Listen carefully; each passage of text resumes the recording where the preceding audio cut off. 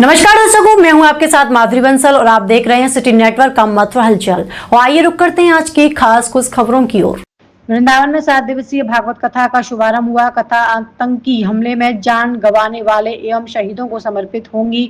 वृंदावन के केशव नगर स्थित केशव धाम में 15 से 21 सितंबर के बीच होने वाली भागवत कथा के मुख्य यजमान एमपी के नवकरणीय ऊर्जा मंत्री राकेश शुक्ला 22 अप्रैल को पहलगाम आतंकी हमले में मारे गए 27 नागरिक ऑपरेशन सिंदूर में 5 शहीदों के परिजनों को 51 हजार रुपए सहायता राशि देंगे। और कहा, राकेश शुक्ला ने कथा का आयोजन जो सरस्वती दीदी कर रही हैं तो उन्हें नामित मात्र हूँ। हमारा सौभाग्य के कथा में यजमान की भूमिका में रखा गया। ये कथा ऑपरेशन सिंदूर के समर्पित है। 21 सितंबर को सामूहिक तर्पण का कार्यक्रम रखा गया है।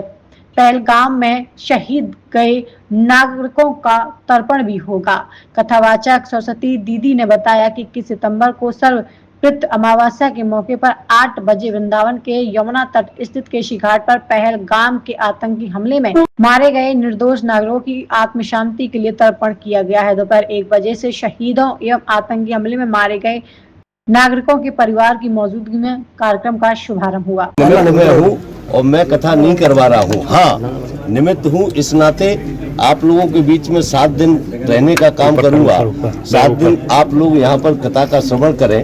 और जो दीदी ने अभी जो आप लोगों से बताया है, कारण वही है जो हमने संकल्प लिया है। उस संकल्प को दीदी की भगवान की कृपा से पूरा करने जीवन निवेदन। ऑपरेशन सिंदूर को ये समर्पित है। जिस तरह से ऑपरेशन सिंदूर के जो शहीद हुए, उसके बाद पुलवामा जो हुआ और उसके बाद पाकिस्तान पे इसका हमले का आरोप लगा।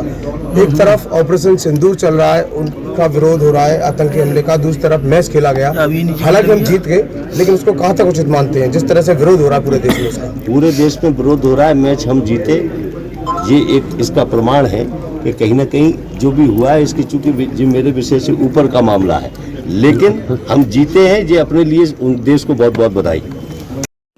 देखिए, भागवत महापुराण में एक श्लोक आता है, आद्रशुष्कम लघुस्थूलम वांग मनः कर्म भी कृतम श्रवणम विदेहात पापम पावकः समिधो यथा।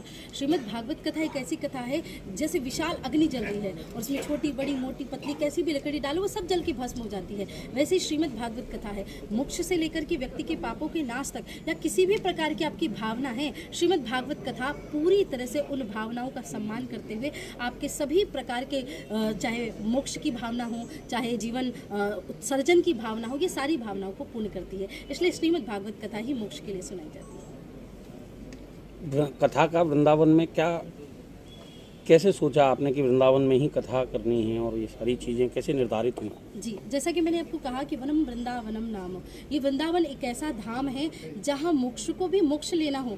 आप सभी आज भागवत कथा सुनेंगे तो प्रारंभ में भक्ति देवी का प्रसंग आता है, तो ये वर्णन आता है कि समस्त तीर्थों के राजा है प्रयागराज और तीर्थों के गुरु है पुष्कर। तो एक दिन प्रयागराज जी भगवान के पास बड़ा दुखी होके गए और भगवान से कहने लगे कि प्रभु सारी दुनिया सारे तीर्थ मुझे आकर के कर देते हैं, एक छोटा सा वृंदावन कभी कर नहीं देता, इसलिए मैं अपने पद से इस्तीफा दे रहा हूँ। तो भगवान ने हंसते हुए कहा, तीर्थराज मैंने तुम्हें तीर्थों का राजा बनाया है, अपने घर का राजा नहीं बनाया है। वृंदावन धाम तो साक्षात मेरा घर है।